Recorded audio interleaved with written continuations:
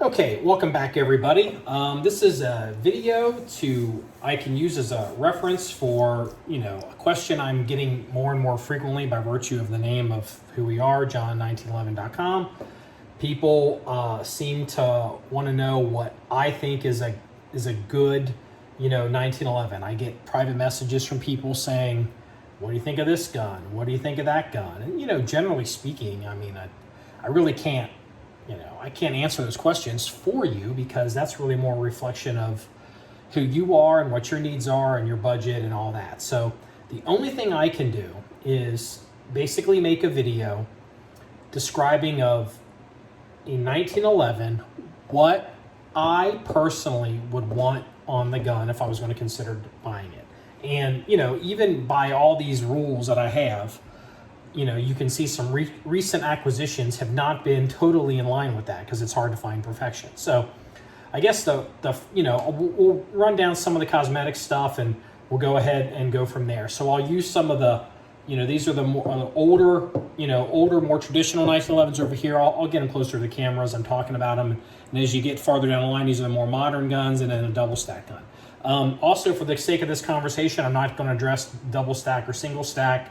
That is something that you have to decide for yourself on what your needs are and your hand size and all that. So obviously I can do both, but for features, double stack or single stack doesn't really seem to be a big issue. So the first thing that I will say is on 1911s, the original ones, they don't have front cocking serrations. And as time has progressed, we have all come to realize that front cocking serrations are more handy and more useful, especially on guns that might have red dots on them. So if you have a gun that you're considering getting a red dot for, grabbing back here at the rear of the gun with where the red dot's at, you might touch the red dots. So people find that front cocking serrations are definitely a bonus. So any gun that I would pick up today, if I were to consider buying a 1911, it's going to have front cocking serrations.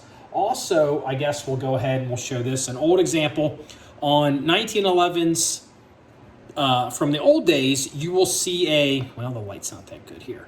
You will see a slide stop ledge. This is more traditional. This is still upgraded from the original GI slide stops, but modern guns tend to have a more pronounced ledge for the user to operate the slide stop. There's a lot of people, schools of thought that, they believe in slingshotting guns, and well, that's perfectly fine. A 1911 does lend itself. Let's see if we can go ahead and get, there we go. We can go ahead and get, obviously this gun has a modern, larger ledge on it, so you can reach it with your thumb. If I were to, any gun that I were to be consider picking up today, whether it was for a project or just to buy it, if it had a slide stop like this on this gun, that would be a no-go for me. I'm not even going to go for that. So I'm also a fan of long triggers. You can see all these guns have, this is a Videcchi style trigger. It's a relatively longer trigger. Videcchi style trigger here. I've been pretty consistent on that. About as short as I've ever really gone on a modern gun. This is a Wilson gun. They set this up for me with their grip panels, and this is not a short trigger, but it's not the longest trigger you could do, and this works just fine for my hands as well. And then there's still even a longer trigger on these double stack guns. Again, it's going to be more reflection of your hand size and how it's going to fit your trigger. But you're asking what I like. This is what I go for. Also, on a 1911, whether it's going to be a modern laser pistol with a bunch of stuff, or whether it's going to be a single stack, more traditional gun, I think 1911s should have adjustable sights on them. I look at 1911s as performance-based guns, and in the old days we had a lot. People like, I don't put adjustable sights on my carry guns because they can knock them off. Well, yeah, but we've kind of found out that isn't really the case, especially if you shoot the gun a lot and you put witness marks on it. You just see if it's been adjusted or knocked off or whatever. Because if you're a performance-based shooter, sometimes you're shooting 115 grain ammo, sometimes you're shooting 124 grain ammo, maybe you're shooting 147 grain ammo, maybe you're shooting cheap Russian stuff, maybe you're shooting fancy stuff. It's different lots, bullet, you can have different impacts and, impact points, and it's good to be able to adjust the gun. Obviously, red dots, it goes without saying, red dots are infinitely adjustable, so that's a win for the modern red dot, obviously, as well. Mag wells. I would not consider personally a modern gun without a mag well. Like this gun as it sits here, this is my old work gun. This would be a no-go. I mean, anymore, there's just no reason. Like this is again, this modern Wilson gun, this is a very, very unobtrusive, well done, well blended. I don't know if the light in here is just not going to be good. Well blended, done mag well. And so it's not like this thing is some giant honking, piece of metal at the bottom of the gun that's going to print. I mean, the modern iterations of mag wells, there's no reason for any 1911 to be sold today if it's actually a working gun for it not to have a mag well. I just think that's, that should, that should be something you just go with. Obviously, beaver tail grip safeties. Even if the gun doesn't actually have a grip safety such as this, beaver tail is obviously for ergonomics of the gun. I wouldn't even consider a gun with a GI type of, spur hammer and that kind of thing. I just wouldn't even be down for that. Next one's going to be a little bit more controversial because you can see here that I even have problems with it. I think if you are going to buy a 1911 and you're seriously considering, is a working gun or a social gun or a gun that you want to maybe try to see what you can accomplish with it, either carrying it or competition or training classes, you should seriously consider getting a gun with a rail on it. Now, if a good gun comes by, I'm not saying pass it up for the rail. If it doesn't have a rail, because I obviously have to eat my own dog food here, because this is a gun that we've acquired. This gun has some of the things I've already said I want. It does not have adjustable sights. It does not have a rail, but the gun was so good, I had to buy it. So, Wilson, they got me on this one. I've thought about having this gun cut for a red dot. I go back and forth on it because, I like theoretically the idea of being able to use a traditional gun with maybe some of my older leather holsters from the old days, but I never carry those holsters, so how realistic is that?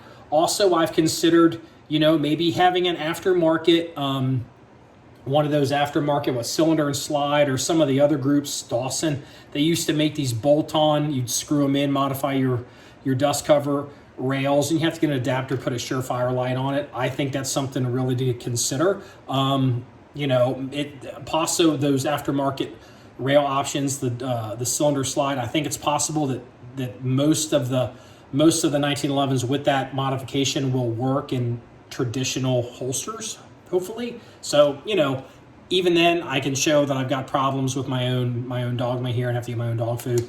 This gun ideally should have a rail. This gun, this is a modern gun. It is double stack 18+1, and this has got basically all the bells and whistles on it. It's got red dot, it's got suppressor height, backup iron sights, it's got a rail, it's got a mag well, it's got everything on it because I kind of spec'd it out with them. It's like I knew that if things went well with this gun, I'd be using it for a lot of training, for carrying, and other things. And I didn't want to be in a situation where I'm taking a low light, no light class, or I'm training on our range in low light, no light, and I have a gun that sucks because it doesn't have a light on it. I have to be limited with my options. So definitely consider with what your goals are with a 1911. If you're going to be performance oriented and training oriented with it, you definitely should consider getting a light rail. Ambi safeties, ambidextrous safeties. You'll notice none of these guns have ambi safeties on them. They're all single-sided safeties. That is going to be a source of contention. It used to be in the old days that ambidextrous safeties were prone to coming apart. They just weren't that rugged. I believe some modern ambidextrous safeties I think Wilson might have one where you can screw it in, where so it doesn't actually come. It's not like a tongue and groove that could fall out. But even on this EDC gun, I did not go for an ambidextrous safety, and I probably should have, because obviously when you're doing, hand switching and maybe you're doing corner stuff, having that, being able to work the safety without having to do flipping your hands is a bonus. But I can see the reasons on why you don't do it, because it's still the Ambi Safeties on 1911s can be a little gimpy. But I'll tell you what though, as an aside, even some of your biggest competitors who run 1911s, like even I noticed some folks on the Wilson combat shooting team, they run Ambi Safeties on their competitions guns, because if they're going to be, it has to be weak side or they have to do stuff, they have to be able to run those safeties. So, something to consider. People smarter than obviously all of us are choosing Ambi Safeties. You should probably consider that as well. Let's talk about, this one gets to be, here's an example.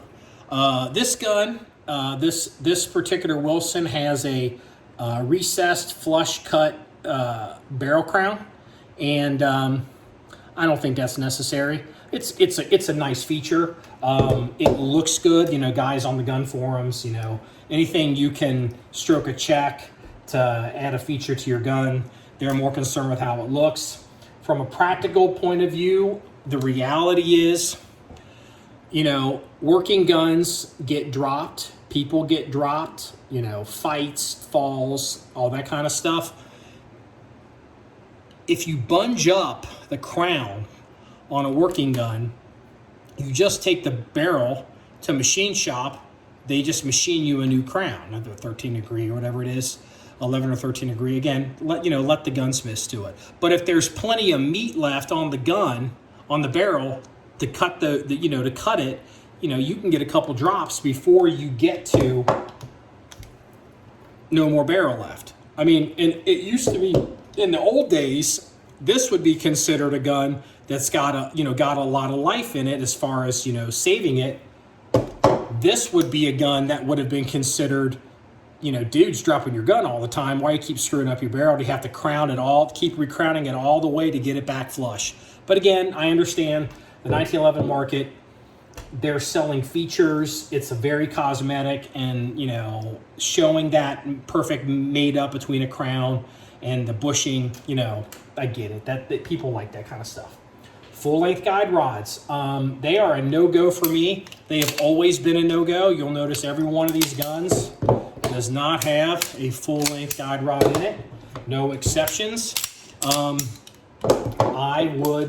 I would actually take a full-length guide rod out of a gun if I had the option. Full-length guide rods, to me, they complicate the gun. They complicate the issue.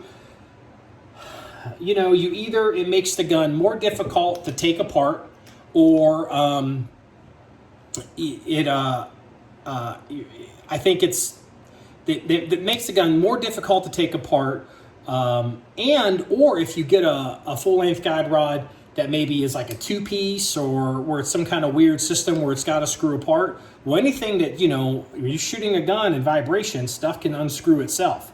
And, I've seen stuff like this back in the old days. So, because I'm not a full-length guide rod person, that means I'm pretty much married to a bushing gun, and which means I'm also not into cone barrels, so you're not going to see me with some kind of cone barrel or bull barrel type of gun. The positive side is, on these guns without a full length guide rod, you can use this point up here to depress the gun on a hard surface. So like, again, not on your hand, but like if it was a table or a corner or maybe on your boot. It's the original cocking ledge before they put cocking ledge on site. So I personally I like GI plug, full-length guide rods. While we're on the issue of the plug, I'll go ahead and show you this. Since I like to use the plug as a potential, point of contact for various things, I prefer a checkered plug. Old school, that's the way it used to be. that has gone out of vogue in modern guns. This is just it's just turned with just some circles in it, and I think the EDC guns the same way. So if I had my druthers, if I was speccing out the guns, these guns would have a checkered GI plug on them, but it is what it is. So also the big killer I see a lot on guns for sale today. People will email, some gun magazines got some new model of a gun, and they're trying to be cost conscious. Well, the first thing they normally cut is front strap checkering. I'm willing to forgo checkering as long as it's got something on it that's effective. I think this is a huge benefit on control of a gun, because what this does is this gives you the ability to lock the gun in your grip without having to over grip the gun. Your grip strength and the checkering can meet halfway, and you don't have to hold the gun as hard with your hand, which gives you more dexterity for manipulating the trigger and other stuff on the gun. This gun obviously this one doesn't even have it well. These Wilson guns, they're modern. This has, I think they're Frag. I don't know what they call that, the Frag Pattern maybe. It's on the grip panels. It's on the front strap. It's on the back strap. This is functionally as good as Checkering to me. I can tell you I have zero issues with it. It's probably cheaper to machine. It's unique. It's probably more durable if you were to really, tear it up. But this is totally acceptable. So if I saw a gun that had this on it and didn't have checkering, I wouldn't disqualify the gun at all. It's got real treatments on the front strap and back strap, which is a kind of a big deal. I guess we could go into, if you get some cosmetic stuff, this gun has it, this gun has it. So the earlier guns, sometimes, and again, this is a machinist trick, you'll get the serrated rear of the slide. You can see a little bit of glare there just from the light bouncing off this smooth surface. The idea being, if that was a stainless steel slide, that could really shine. If it was nickel plated, it really could blast you in the eye depending on lighting conditions. And so what you would do in the old days, the real pistol guys, if they had a stainless steel gun, and this is going back a long way, or a gun that was light colored, baby chrome, they would literally paint the whole back of this gun black. The whole back of the slide, because this was right below where your eye is looking, and they didn't want to take your eye to be drawn to this instead of your sight plane. So they went from painting these black to some of the guys, some of the shops, they started doing serrations on the rear. I don't know if we can see that. Serrations on the rear of the slide. That's a nice feature.